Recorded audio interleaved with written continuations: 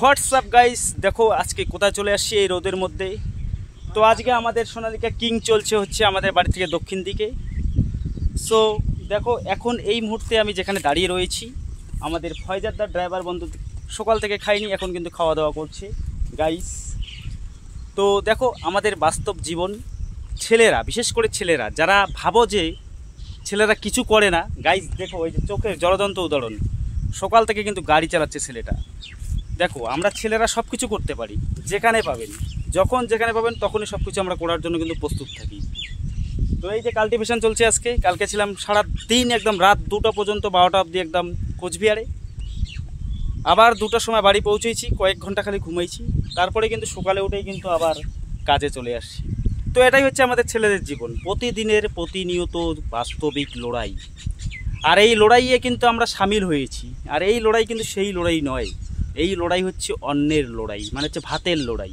কারণ আমরা কৃষক বন্ধুদের কাছ থেকে কিছু পয়সা বা কাকাদের কাছ থেকে কিছু পয়সা পাই, সেটা হচ্ছে এই যে দেখো এই কাকার জমি চাষ হচ্ছে, কিন্তু এই কাকা কিন্তু এখানে নেই।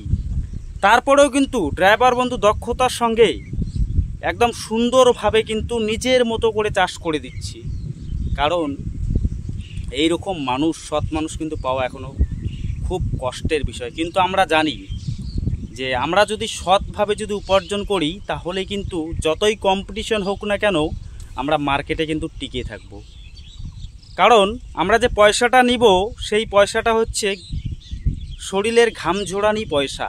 আমরা ট্র্যাক্টর চালাইতে পারি, কিন্তু আমরা সৎ এই কারণেই, কারণ এই কাকারা কিন্তু এখানে নেই জমির মধ্যে, তারপরেও কিন্তু আমরা নিজের মতো করে কিন্তু চাষ করছি। কারণ যে ড্রাইভার বন্ধু হচ্ছে সেও কৃষকের সন্তান, আর আমি যে গাড়ির মালিক বা গাড়ির দায়িত্বে আছি, এখানে আছি, এই ড্রাইভার বন্ধুর জন্য খাবার নিয়ে আসলাম, এই মুহূর্তে আমি মনে করো যে মালিক।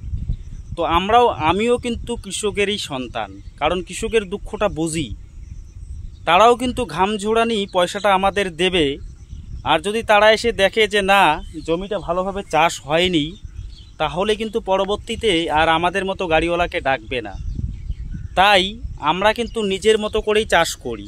কখনো জমির কোনা বা জমির আলি সুন্দরভাবে, সিমের আলি যেটাই থাক না কেন, কেউ বলতে পারবে না কারো আলির কোনো দিকে বেশি গেছে বা কম গেছে। এর জন্যই যে দক্ষতা বা থাকা দরকার, সেই রকম ড্রাইভার বন্ধু দিয়ে গাড়ি চালানো।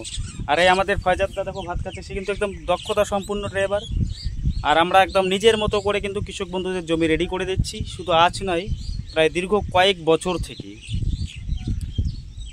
সো বন্ধুরা, আজকের যে ভিডিওটা সেটা হচ্ছে এতটুকুই, যে ছেলেদের বাস্তব জীবন।